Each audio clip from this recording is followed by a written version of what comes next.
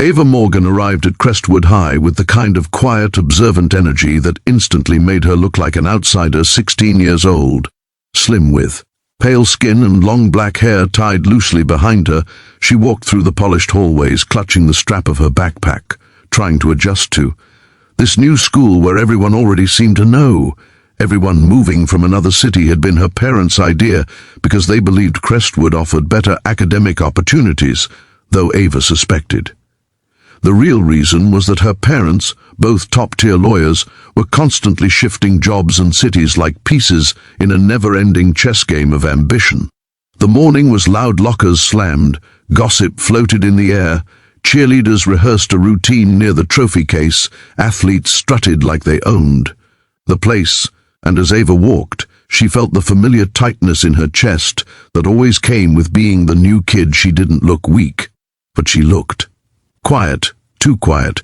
Something bullies sensed like sharks smelling blood. The worst of them were already watching her. Brittany Slate, the queen bee with perfect blonde curls and a superiority complex wrapped in designer denim, leaned against the staircase railing with her two shadows, Tessa and Marcy, smirking as Ava passed. Brittany had built her reputation on control. Everything had to orbit her. Students, teachers, even rumors, and a new girl walking around without showing fear or respect threw her off balance. She didn't like unknowns. She didn't like new faces that might threaten her authority, and she definitely didn't like the way Ava carried herself. Not excited or nervous, but steady, quietly confident, like someone who didn't need approval from anyone. Brittany's eyes narrowed. Look at her, she whispered, brushing a strand of hair over her shoulder, walking like she owns the school. Tessa snorted. She looks like someone who thinks she's too good for everyone. Marcy added, probably one of those scholarship types. Pathetic. Ava didn't hear them. She was too busy trying to memorize the map in her hand so she wouldn't end up in the wrong classroom. Still, she felt stares drilling into her back. She kept moving until she reached her first class, sat in the far corner, and tried to disappear, but disappear she did not. Not when whispers started circulating by lunchtime about the mysterious new girl with lawyer parents who had transferred mid-semester. That piece of information alone irritated Brittany, who believed rich connections were her exclusive territory. She assumed Ava was trying to steal attention. She assumed wrong, but insecure people didn't need real reasons to be cruel. When lunch break came, Ava took her tray, found a small empty table near the window, and sat alone, relieved to have a moment of peace. But peace rarely lasts long when bullies decide you're their project. Brittany approached with her usual arrogant sway, her minions trailing behind. So she said, planting her manicured hands on Ava's table, "You're the new girl." Ava looked up, polite but guarded. "Yeah," she replied, "just started today." Brittany tilted her head. "We have rules here." Ava blinked. "Rules? Rule 1, Brittany said, leaning in. "New people don't sit at window tables. That's my spot," Tessa chimed in. "And Rule 2, you don't ignore Brittany when she talks." Ava took a slow breath. She didn't want trouble. She never did. "I didn't know," she said calmly. "I can move if you want." Brittany smirked triumphantly. "Good. At least you follow instructions." Ava stood, grabbed her tray, and quietly shifted to another table, refusing to give them the satisfaction of a reaction. But Brittany wasn't done.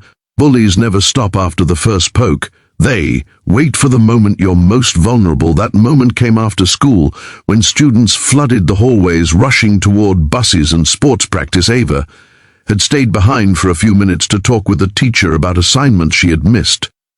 Before transferring, by the time she left the classroom, the halls had started to empty. She headed toward the central staircase, the main exit, her footsteps echoing softly as she reached the top of the stairs. She froze. Brittany and her two followers stood there like snakes, waiting in the shadows. Brittany smiled, the kind of smile that didn't reach her eyes. "Going somewhere?" Ava tightened her grip on her bag. "I don't want trouble." "Oh, you already made trouble," Brittany said, stepping closer. "You embarrassed me at lunch." Tessa nodded. "Yeah, acting all innocent," Marcy added, "thinking she's better than us."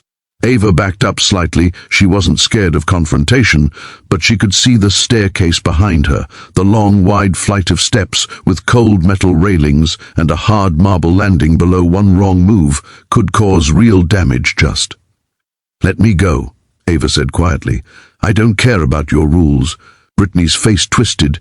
"You don't get to not care then." Before Ava could move, Brittany shoved her hard. The world tilted.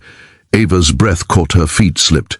She felt her hands fly upward desperately, reaching for anything, a railing, a wall, air, anything, but she found nothing. She fell fast. The staircase rushed up to meet her, steps slamming against her ribs, her back, her elbows. Her skull pain exploded with each hit. Students at the bottom screamed, backpacks dropped. Someone shouted for a teacher, while Ava rolled down the remaining steps until she hit the floor, crumpled and gasping.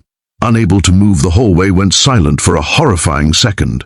Then chaos erupted. Teachers ran toward her, students circled with wide eyes and shaking hands. Brittany and her friends stood frozen at the top of the stairs, horror creeping into their expressions as they realized they had gone too far.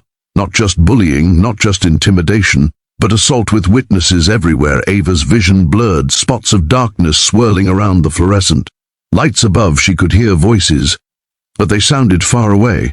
Someone shouting her name, someone yelling to call an ambulance. She tasted blood in her mouth.